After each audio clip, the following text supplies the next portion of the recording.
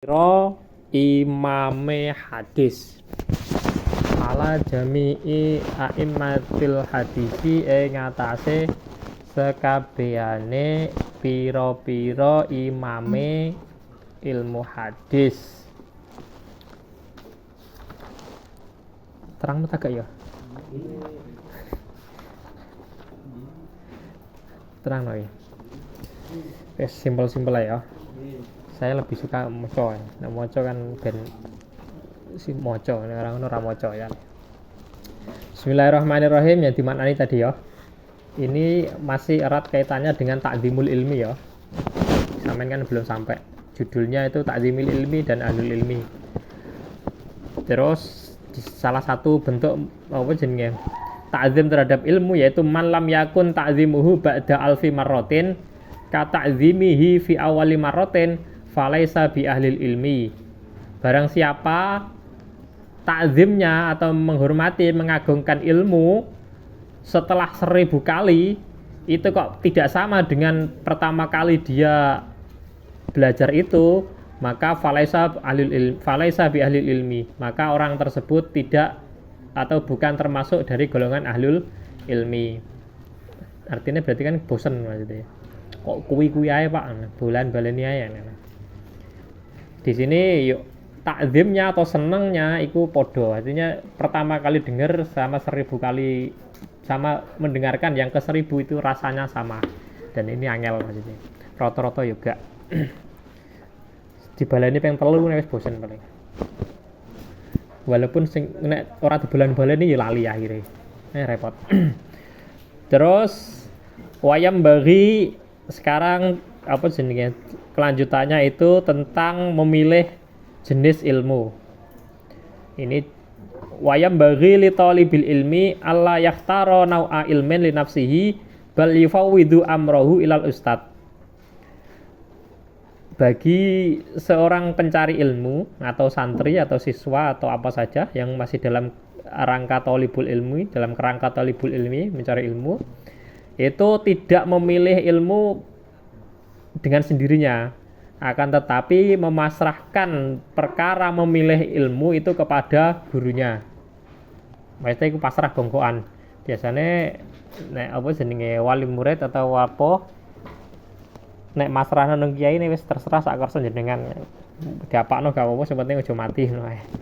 Lah itu dulu ya maksudnya. Seperti itu, maksudnya saking apa ya, saking wis pasrah bongkoan temenanan sama gurunya atau sama kiainya. Terus fa'inal ustad qad hasala lahu at-tajarubu fi dzalika fakana a'rafa bima yanbaghi likulli ahadin wa ma yaliku bitabiatihi. Ya. Karena apa alasannya kok dipasrahkan kepada gurunya atau kiainya? Karena guru itu sudah pernah mencoba, sudah pernah melakukan atau melewati proses-proses itulah sampai menjadi guru, sehingga guru itu ngerti apa yang pantas atau yang layak untuk muridnya, sehingga murid itu ya pasrah ke guru ini, Pak aku enake piye ya, nanti yang menentukan yang apa jenis ngerti itu kan gurunya, karena gurunya sudah secara bahasa kasarane gurunya itu lebih banyak makan garam daripada sampean mangan beras, mangan sego. Isih akeh gurune makan garam. Artinya pengalaman gurunya itu lebih banyak. Sehingga pantese opo itu nanti gurunya lebih paham. Sudah pernah mengalami. Terus fakana arafa bima yang bagi likulli ahadin wa mayaliku bitabiatihi. Terus guru ini juga sudah paham. Artinya memahami karakter atau biat ya, karakter masing-masing dari siswanya. Artinya pase ditaruh di mana itu gurunya lebih tahu. Wis kalau dicontohkan misalkan di sekolah sampean pagi sekolah umum, itu kan yang mau ngerti karakter sampean kan gurunya. Berarti ini anak ini cocoknya misalkan jadi organisasi, berarti nanti masuk ke ketua OSIS atau ke pramuka, cocok.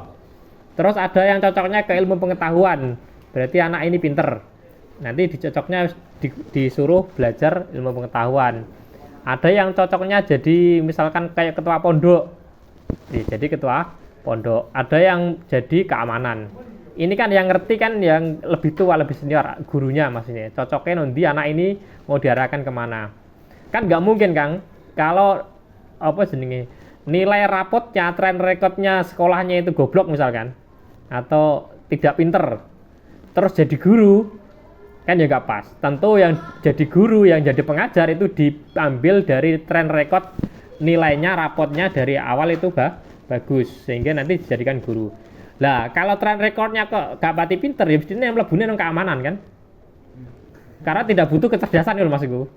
Atau sudah cocok jadi keamanan, ditopang lagi ketika di pondok itu nakal misalkan, sering metu, terus jadi keamanan, kan dia tahu trik-triknya keluar atau mengakali keamanan dulu ketika nyantri kan ngerti, metu nujobo misalkan, atau ucul kemana itu kan ngerti, sehingga nanti jadi keamanan dia ngerti trik-triknya santri anyar-anyar ini piye metune, karena dia pernah nakal, pernah pengalaman, kan seperti itu logikanya. Dan itu yang ngerti kan gurunya, pasnya di mana. Terus yang cocok jadi organisasi, misalkan ya jadi ketua pondok, misalkan ya itu OSIS. Nanti kan yang bisa apa ya, memang bakatnya di situ loh, di organisasi. Dan itu terserah daripada gurunya sing pas di. Kalau di sini sidik ya masalah ya. Kami bayangkan itu ketika di pondok kami ya, Lirboyo kan banyak santrinya, puluhan ribu kan. Sekali tamatan alumni, sekali jebolan satu angkatan itu bisa 500 anak. Nah itu kan ada yang bakatnya di Basu Masail, ada yang bakatnya dulu di misalkan senengannya roan, ada kan senengannya roan tadi kan, berarti kan bakatnya di bangunan. Ada yang anaknya nggak pinter, cuma dia bakat ngompori kancane, artinya bisa menghandle teman-temannya, berarti orator, senengannya so mempersatukan teman-teman ya, jadikan ketua kelas. Nah itu kan yang ngerti kan gurunya. Terus biasanya ada permintaan guru bantu dari luar. Kalau di Lirboyo itu ada pondok-pondok di Madura, di luar Jawa itu yang datang minta guru bantu untuk ngajar. Nah itu yang dikirim itu hanya sedikit, artinya kita prioritaskan dulu yang pondok dulu. Pondok kekurangannya di mana, nanti dari pihak pondok itu minta ke gurunya angkatan tersebut, maksudnya aku butuh guru sekian, aku butuh gawe keamanan sekian, aku butuh untuk tenaga bantu di luar sekian, aku butuh untuk Basu Masail untuk mengurusi LBM sekian. Dan nanti gurunya ini yang memilah-milah, oh ini taruh sini. Tentu guru-guru bantu yang di luar itu tentu gurunya ya tidak sehebat yang ditaruh di pondok, karena bagaimanapun prioritas kan tetap yang di pondok utama. Nanti yang rodok kroco-kroco dibuat ke guru-guru ya kan nggak mungkin kan, eman kan aset pondok kok ditaruh di luar kan, eman tetap digodeli di sana biasanya kalau si rodok pinter. Makanya kadang ya ada kasus juga, dikiranya alumni pondok itu hebat kan, pinter, terus ditaruh di Madura, itu ternyata di sana suruh ngaji tafsir Jalalain misalkan. Ya akhirnya kan rodok ndredeg kan, terus gemeter sih kan. Perasaan pondok ya ngaji sakarepe dhewe, ya biasa kan santri kayak sampean kan ya turu-turu dan lain-lain kan. Ternyata di sana terus disuruh ngaji, dikira wong pinter temenanan, ngaji tafsir, ngaji kitab besar-besar itu, ndredeg akhirnya melarikan diri akhirnya. Nah, kalau bisa sampean ya jangan seperti itu maksudku. Sampean itu di sini tuh persiapkan. Ya kalau bisa itu tadi, semua ilmu yang ada di pondok di sini sampean ambil semua. Kalau bisa, kalau wadahnya muat ya. Kan wadahnya orang masing-masing kan beda. Ada yang wadahnya itu karung, ada yang wadahnya timbo, ada yang wadahnya gelas, kan beda-beda. Kalau wadahnya gelas, misalkan kalau disoi sak timbo ya tetap banyak yang utah, tetap yang dapat kan ya sak gelas itu. Tapi masih ngono ya tetap kudu diambil, jangan sampai ditinggal semua. Kan pernah tak contohkan, kalau tidak bisa diambil semua ya jangan ditinggalkan semua. Iya kan, ono emas, nemu emas sak karung misalkan, berhubung emas sak karung nggak kuat gowo satu kental misalkan, karena nggak kuat bawa terus ditinggal semua kan ya enggak, ya bawalah semampunya, tetap gowo mulai emas kan, eman-eman. Sama di sini kan juga ilmu kan, gudangnya ilmu kan. Ya, di sini ambil sekuatnya dan semampunya. Ya itu tadi, balik lagi, kalau sampean nggak bisa ya pasrahkan gurunya, Pak saya ini cocoknya di mana, nanti guru sampean yang lebih tahu, nanti diarahkan, oh sampean cocoknya di ini. Ya yang di situ tekuni maksudnya, cocoknya jadi keamanan ya keamanan, orang pati pinter cocoknya jadi pendekar ya pendekar pisan, sekalian yang jaduk pisan gitu maksudnya, ojo setengah-setengah maksudnya. Nanti di rumah nggak ngetikno perguruan terus santri ini tidak mondok kabeh misalkan kan nggak apa-apa kan bagus kan. Mas kalau nggak bisa jadinya ya paling nggak di rumah itu buka plang penyalur ketika mau mondok ke Tambak Beras gitu. Berarti kalau tangga sampean ada yang pengen memondokkan anaknya ke Tambak Beras, berarti nanti rujukannya sampean. Walaupun sampean nggak pinter misalkan nggak apa-apa kan penyalur kan ya lumayan kan. Jadinya ngerti apa kalau mau Tambak Beras berarti lewat sampean di daerahnya itu loh. Ya karena penting, memaklumatkan diri itu penting. Sampean tahu kalau itu bidan, itu kan karena ada tulisannya kan di depannya. Sampean tahu dokter gigi itu kan ada tulisannya dokter gigi. Itu padahal isone mau dokter gigi dok kan. Sampean juga seharusnya ya berani tampil seperti itu. Pakar Fathul Qorib misalkan, gak apa-apa tulis yang gede ngarep apa.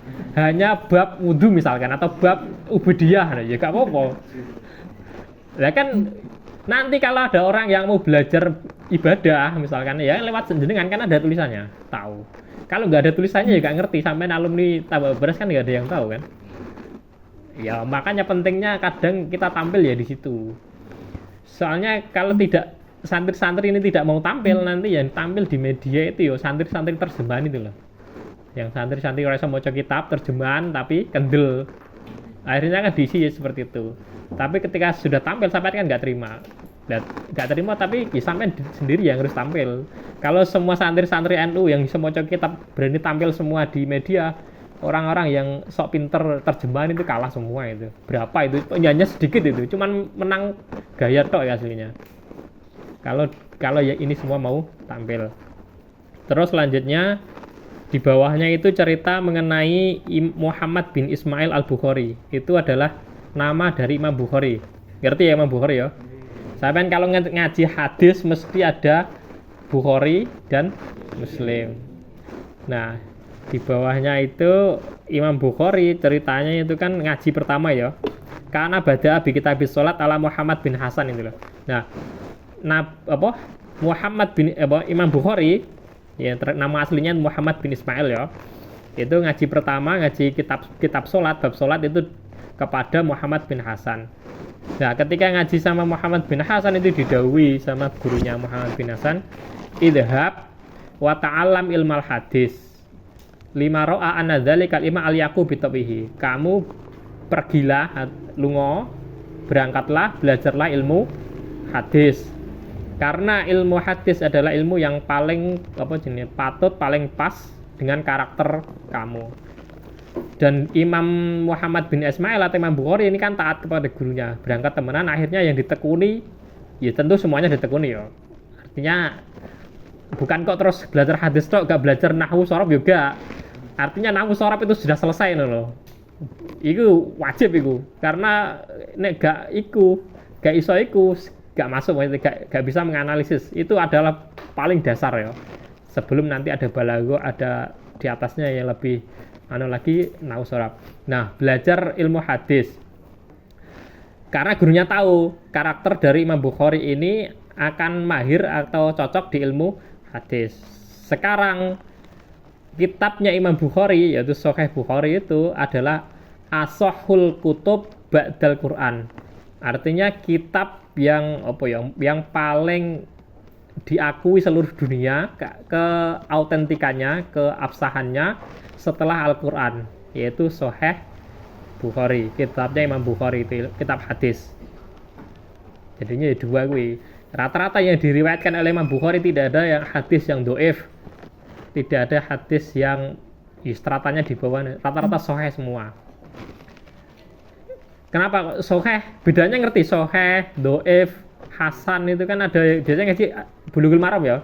Kan hadisun hasanun sahihun kan ada yang doifun, ada ya. Ngerti bedanya? Gak ngerti ya? Tuh ya. Imam Bukhari itu ulama sezamannya ketika itu pernah mimpi itu Kanjeng Nabi, ketika Kanjeng Nabi melampah berjalan, bekas kakinya Kanjeng Nabi itu ya, bekas kakinya delamaannya Kanjeng Nabi itu diikuti oleh Imam Bukhari. Ada yang mimpi seperti itu, dan yang diinjek Kanjeng Nabi itu juga diinjek Imam Bukhari. Artinya pas loh, titis loh injakannya itu. Nah, dari mimpi itu dibuktikan bahwasanya memang periwayatan hadis itu memang persis dengan apa yang diucapkan atau yang disampaikan oleh Kanjeng Nabi. Makanya dikatakan ya apa kitabnya itu kitab paling sahih.